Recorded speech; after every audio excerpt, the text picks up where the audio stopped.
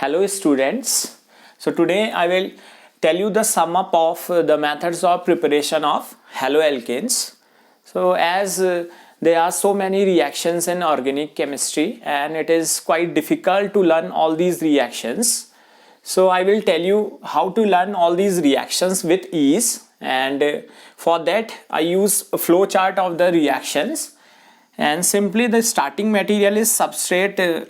We can use the term substrate, and we use the methods of preparation of haloalkanes from alcohol.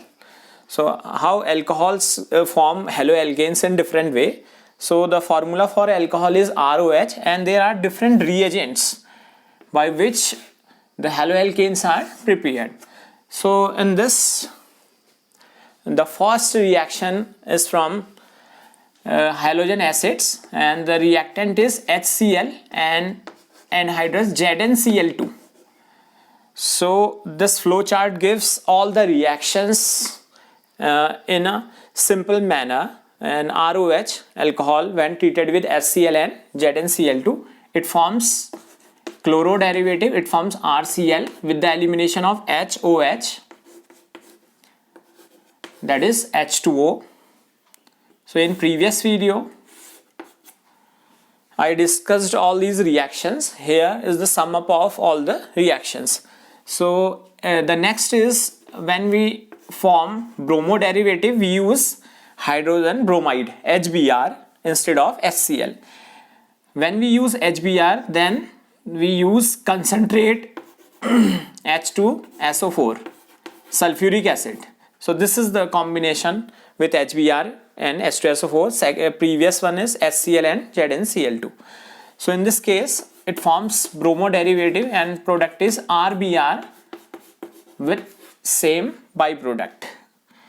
Now chloro and bromo derivatives are formed. If we form ido derivative, then we use HI, and reflex condenser is used for this process. Then alcohol is easily turned up into iodides. Ri is formed with the elimination of H2O. So these are three methods of preparation of haloalkane from alcohol using halogen acids. Then next is by the action of phosphorus halides. Phosphorus halides like PCl3, PCl5, if we form then chloro derivative, then we use PCl3, it forms RCl, and the byproducts are, if we use thrice moles of alcohol and PCl3, then the byproduct form here is H3PO3. So this is only for our convenience, that's why we simply draw the flow chart of the whole reactions. And the next is PCl5.